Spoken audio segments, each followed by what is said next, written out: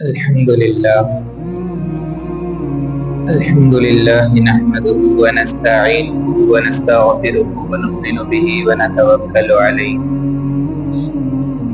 ونعوذ بالله من شرور أنفسنا ومن سيئات أعمالنا من يهده الله فلا مضل له ومن يضلله فلا هادي له ونشهد أن لا إله إلا الله وحده لا شريك له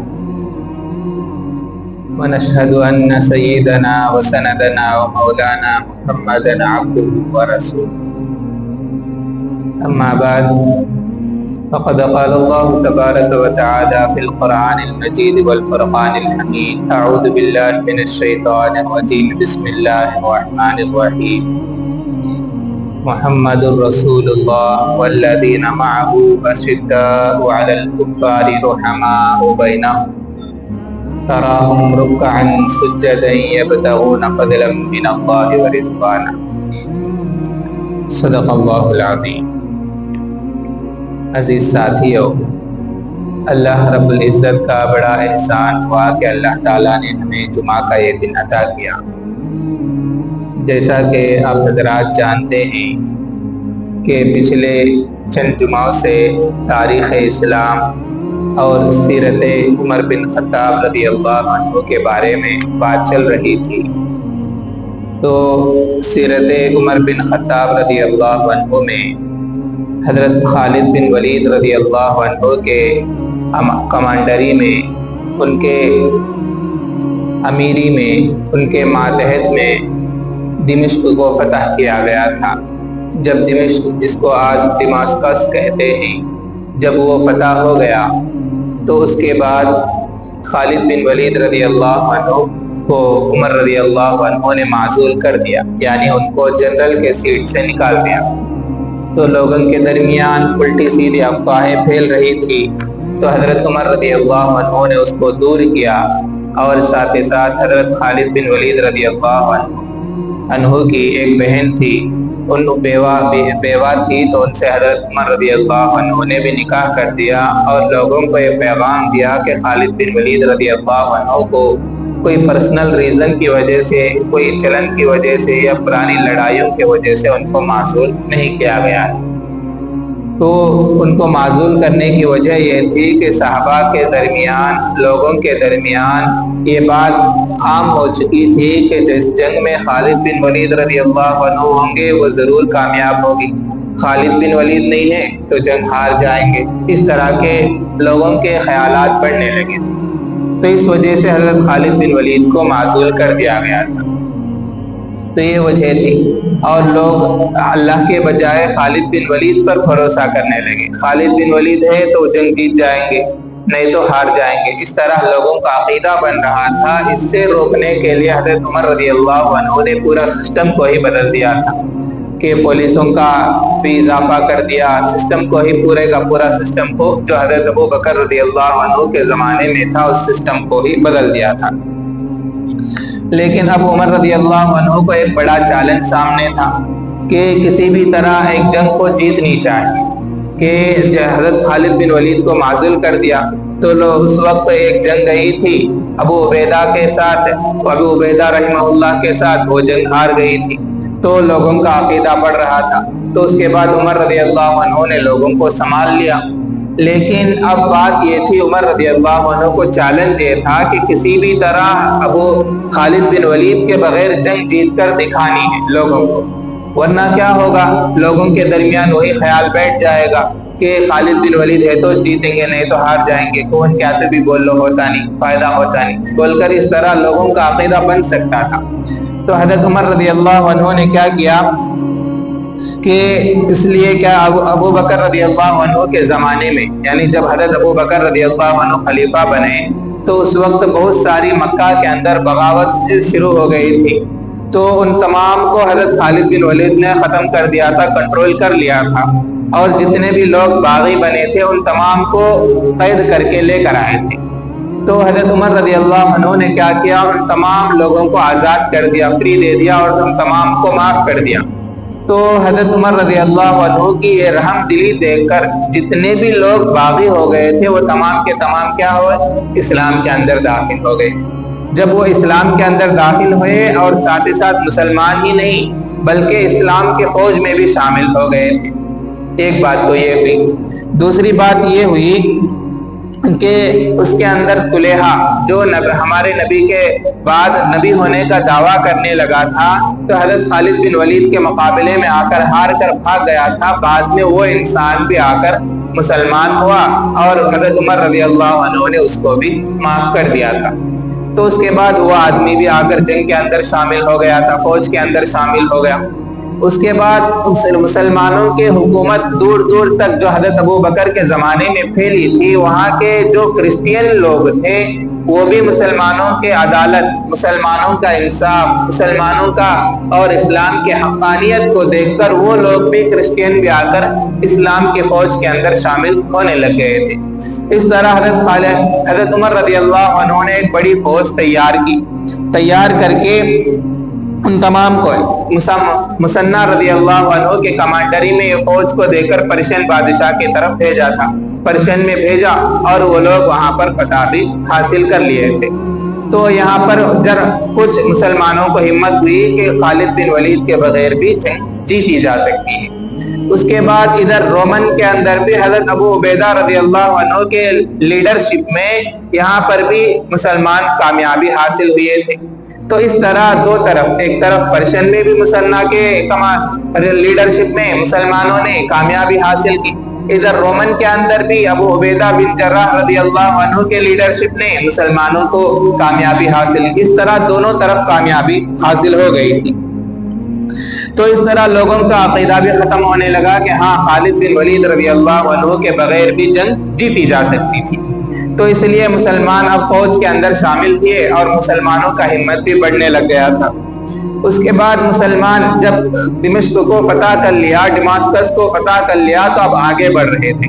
اب آگے بڑھنے تھی تو رومن کا ایک بڑا اور شہر تھا جس کو ایمسا کہا جاتا ہے، آج کے زمانے میں اسے ہومس کہتے ہیں اور آج کے زمانے میں اس کو ہومس کہا جاتا ہے۔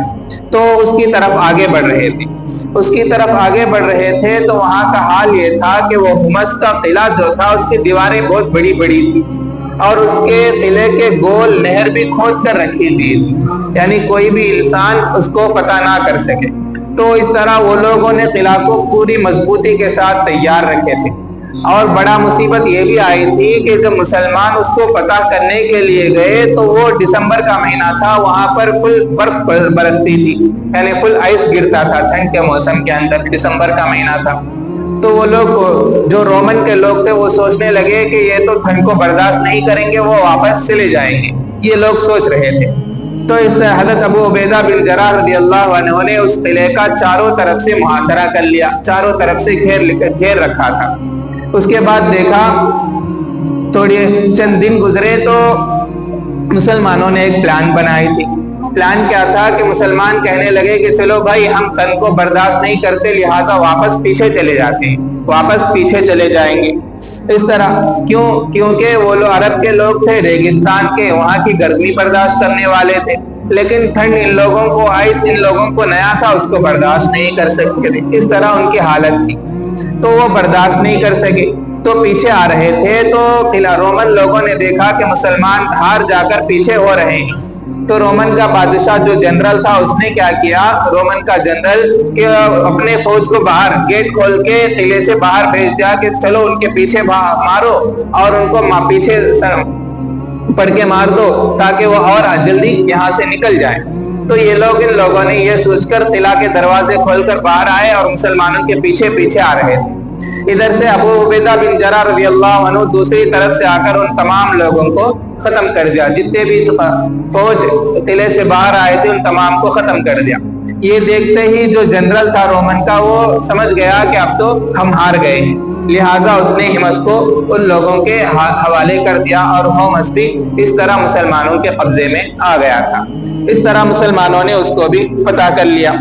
اب جب آگے بڑھ رہے تھے جب حمص بھی فتح ہو گیا اور آگے بڑھ رہے تھے تو مسلمان تو اس کو ادھر سے عمر رضی اللہ عنہ کے طرف سے ایک تیز رفتار گھوڑ سوار آیا اور ابو عبیدہ بن جراح کو خط دیا. اس کے اندر لکھا تھا کہ اب آگے نہ بڑھے, اب یہیں سے رک جائے, اب آگے نہ بڑھے بلکہ یہیں سے رک جائے. کیوں؟ اس لیے کہ آگے بڑھنے سے کیوں منع کیا گیا؟ کیونکہ حضرت عمر رضی اللہ عنہ اب یہ آگے بڑھ کر کہاں جانے والے تھے؟ ترکی کا ایک شہر جسے آج استنبول کہتے ہیں, تو وہاں پر جا کر ان کی لڑائی ہونے والی تھی, وہاں پر وہ فتح کرنے کا ارادہ رکھتے تھے.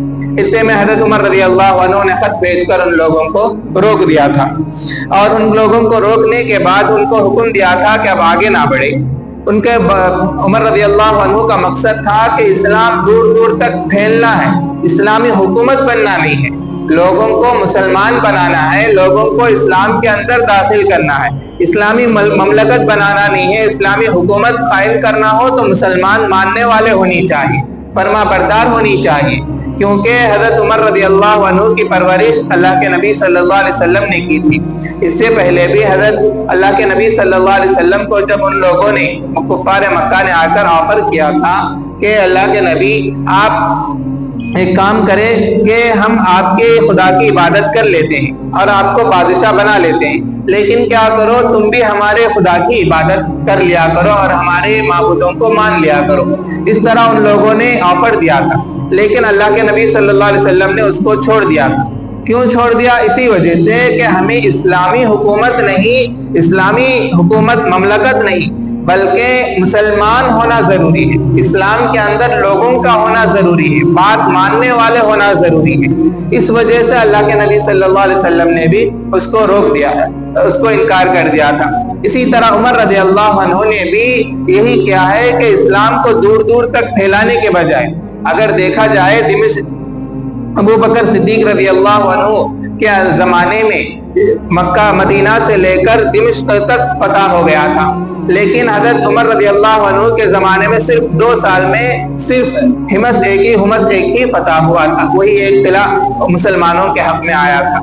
تو اتنا کم ہے, لیکن عمر رضی اللہ عنہ ان کی اسٹریٹجی, ان کا پلاننگ الگ ہی تھا. ان کا پلان کیا تھا کہ تمام لوگوں کو فرما بردار بنانی چاہیے, تمام لوگوں کو اسلام کے اندر داخل کرانی چاہیے.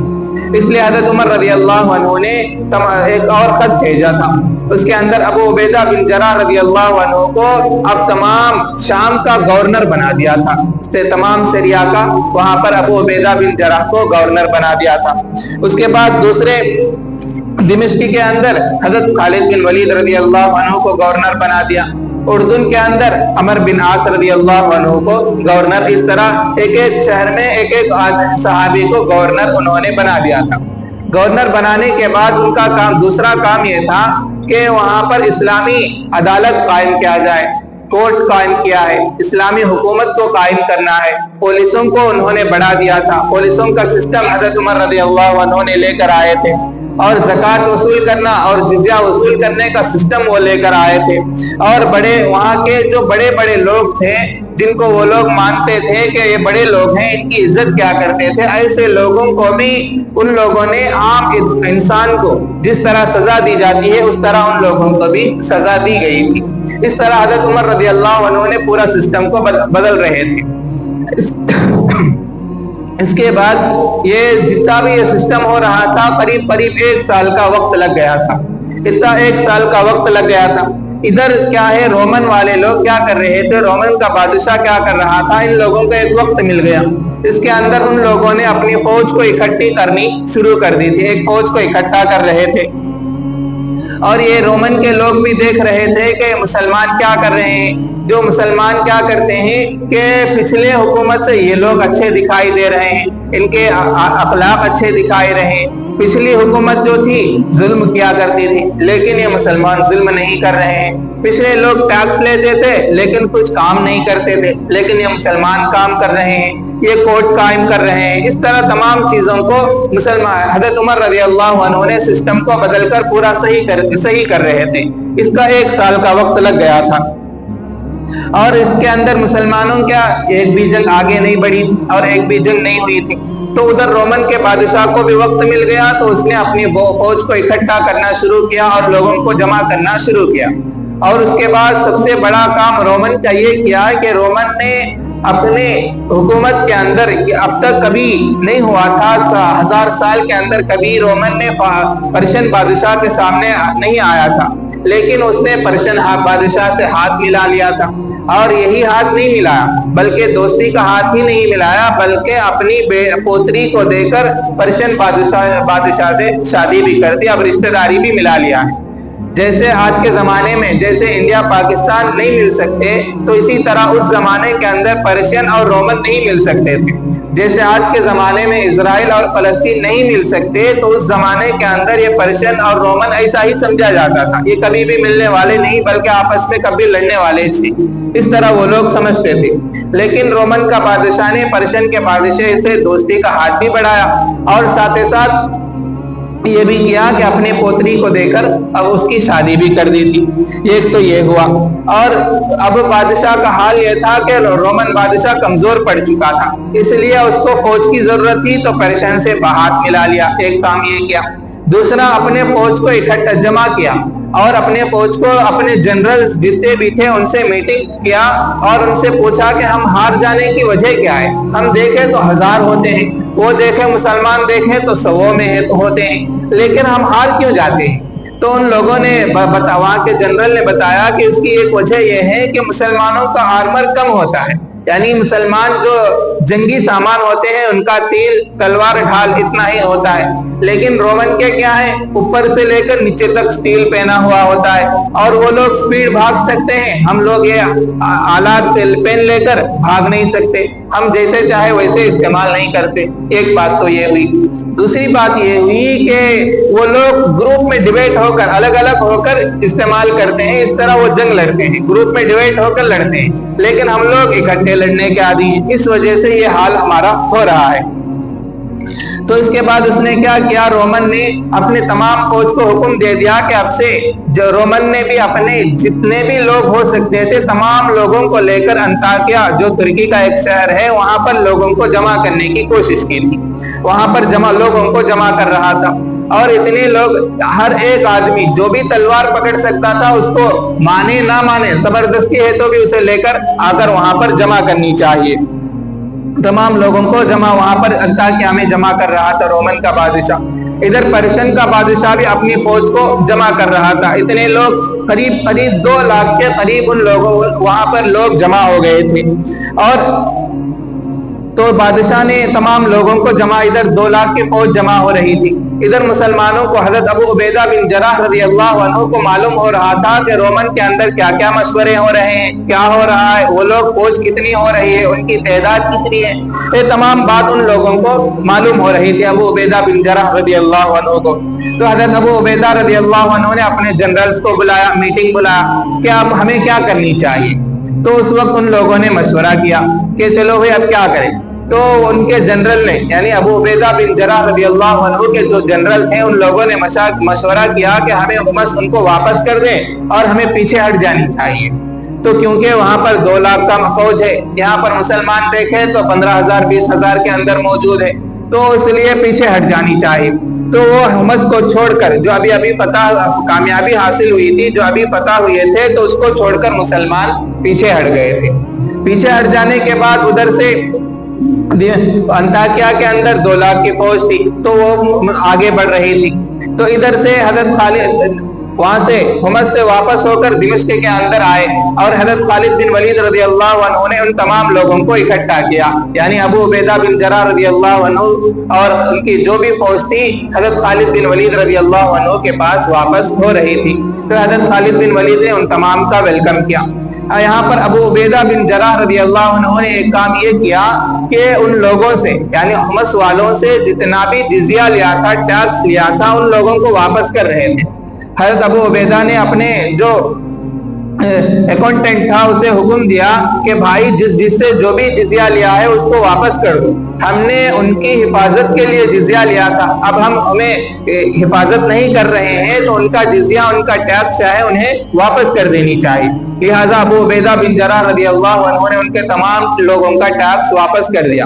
تو رومن والے عجیب سے دیکھ رہے تھے کہ بھائی یہ لوگ تو ہماری جان بخشی یہی غنیمت سمجھتے ہیں، تو یہ لوگ ہمارے سے ٹیکس جو لیے وہ بھی واپس کر رہے ہیں اور حمص کو بھی چھوڑ کر واپس جا رہے ہیں۔ تو یہ حال ان لوگوں نے دیکھی، تو رومن کے ایک آدمی نے یہاں تک کہہ دیا، ان کے حالات یعنی مسلمانوں کے اخلاق، مسلمانوں کے عادات دیکھ کر یہاں تک رومن کا ایک آدمی نے کہہ دیا کہ اللہ تعالیٰ ہمیں دوبارہ ہم تمہارے انڈر میں آ جائے، یعنی اللہ تعالیٰ تمہیں حمص پر دوبارہ حکومت عطا کرے۔ اس طرح وہ بھی دعائیں دینے لگا تھا۔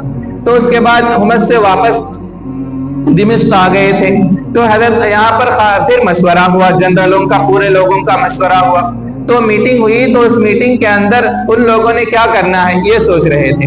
تو یہاں پر بھی یہی میٹنگ ہوئی، تو یہاں پر میٹنگ ہو رہی تھی کہ ہمیں کیا کرنی چاہیے۔ تو ادھر سے خط حضرت ابو عبیدہ بن جراح رضی اللہ عنہ کے پاس آئے، اس کے اندر لکھا تھا کہ یہاں پر عمر بن عاص رضی اللہ عنہ نے وہ خط کو بھیجا تھا۔ عمر بن عاص رضی اللہ عنہ نے اس خط میں لکھا تھا کہ یہاں پر عیسائیوں نے، کرسچین نے بغاوت کر دی ہے، یہاں پر لوگ یعنی ان کی ہمتیں بلند ہو گئی تھی، ادھر سے 2 لاکھ کی فوج آ رہی ہے، ادھر سے اندر کے لڑائیاں شروع ہو رہی ہے، بغاوتیں شروع ہو رہی ہے۔ بغاوت کہتے ہیں کہ اپنے ہی بادشاہ کے خلاف الٹا لڑنا، جب پروٹیکٹ کرنے کو بغاوت کہا جاتا ہے۔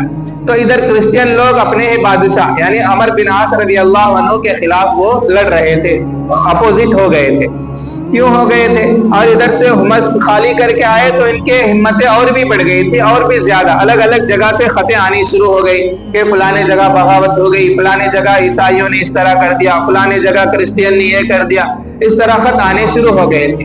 تو حضرت یہ تمام حالات دیکھیں کہ ایک طرف تو 2 لاکھ کی فوج آ رہی ہے، ادھر اندر کی بغاوتیں ہیں اپنی حکومت کے اندر، اب کیا کرنی چاہیے؟ تو اب ہمیں مشورہ کیا، ان لوگوں نے مشورہ کیا، خالد بن ولید، ابو عبیدہ بن جراح اور دوسرے جو بھی بڑے صحابہ جنرل سے، ان لوگوں نے مشورہ کیا کہ کیا کرنی چاہیے۔ تو ان لوگوں نے مشورہ کیا کہ دمشق کو بھی واپس کر دینی چاہیے۔ اب دمشق واپس کرنا ممکن نہیں تھا، کیونکہ یہ چھوٹا شہر نہیں تھا، کیونکہ اس زمانے میں سیریا اس کے ہیون آف سیریا کہا جاتا تھا، یعنی شام کی جنت اس ملک کو کہا جاتا تھا۔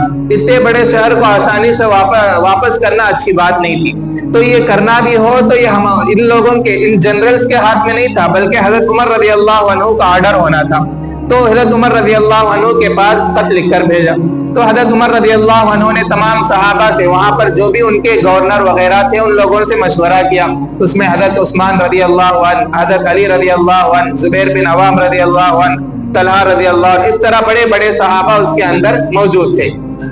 ان لوگوں سے وہ مشورہ کر رہے تھے حضرت عمر رضی اللہ عنہ۔ تو ان لوگوں نے مشورہ دیا کہ دمشق کو بھی ان کے حوالے کر دو، لیکن اتنا پیچھے آ جاؤ، اتنا پیچھے آؤ کہ پیچھے کوئی بغاوت کرنے والا نہ ہو، اتنا پیچھے آ جاؤ۔